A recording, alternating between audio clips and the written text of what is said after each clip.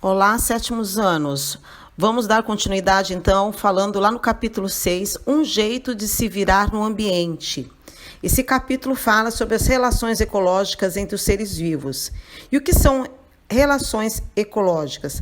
São interações entre os seres vivos que vivem em um determinado ambiente. E essas interações podem trazer benefício ou não para os envolvidos. Todos os seres vivos, meus queridos, relacionam um com os outros, da mesma espécie, que falamos relações intraespecíficas, ou então de espécies diferentes, distintas, que são interespecíficas. Essas relações podem ser harmônicas, quando não há prejuízo para nenhum dos indivíduos envolvidos, ou desarmônica, quando pelo menos um se prejudica. Então vamos ver aí então a primeira relação, a sociedade, que são indivíduos da mesma espécie que se mantêm anatomicamente separados e que cooperam entre si por meio da divisão de trabalho. Geralmente, a morfologia corporal está relacionada com a atividade que exerce. Por exemplo, as abelhas, os cupins, as formigas, ok? Depois temos colônia. São indivíduos também que estão associados anatomicamente e eles podem apresentar-se alguma semelhança ou diferenças corporais, de acordo com a atividade que ele vai desempenhar ali em meio aos seus seres vivos, a sua espécie. Temos como exemplos algas e as caravelas portuguesas, beleza? Temos também o comensalismo.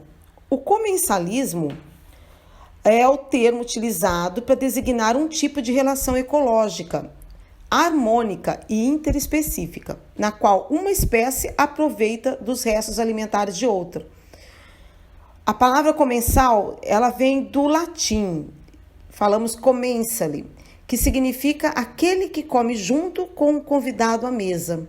Como nós temos aí o tubarão com o peixe piloto, que aproveita dos restos alimentares dos dentes do tubarão e se alimenta ali, e ao mesmo tempo ele está fazendo uma higienização do tubarão. Beleza?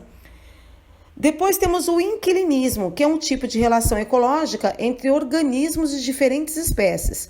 O inquilinismo é definido como uma associação interespecífica harmônica, inclusive a mais comum, na qual uma espécie é beneficiada sem, entretanto, existir prejuízo para outra espécie associada. Ou seja, nós temos aí as bromélias, que são beneficiadas através dos nutrientes das árvores. Logo em seguida, nós temos o mutualismo, que é uma relação ecológica entre indivíduos de espécies diferentes, em que ambos são beneficiados. O mutualismo, ele é conhecido como simbiose também. Temos como exemplo os líquens, que é uma associação de algas e fungos, que são considerados mutualísticas, obrigatórias. Ou seja, há situações em que os fungos assumem características de parasitas, que é o caso dos líquens. Nós temos depois, meus queridos, as relações desarmônicas. E como exemplo, nós temos o canibalismo. É um tipo de relação ecológica em que certas espécies de animais se alimentam de indivíduos da mesma espécie, como é o caso das aranhas, dos aracnídeos, né? Que se alimentam a fêmea se alimenta do macho após o cruzamento. Nós temos também o predatismo, que é outra relação desarmônica. É uma relação ecológica interespecífica em que uma espécie animal, a predadora, ela caça decorrente ao instinto de sobrevivência. Ela captura e mata outra espécie de nível trófico inferior, no caso a presa, para se alimentar. Por último, nós temos o parasitismo, que seria a interação entre duas espécies, na qual delas o parasita se beneficia da outra, o hospedeiro, causando-lhes danos de maior ou menor importância. E o parasitismo pode ser endoparasita, que ele vive no interior do corpo do animal, como o caso das lombrigas e dos vermes, como também pode ser o ectoparasita, seria aquele parasita que vive na parte externa da superfície do hospedeiro, como o caso dos piolhos, das pulgas, dos mosquitos. Ficou claro?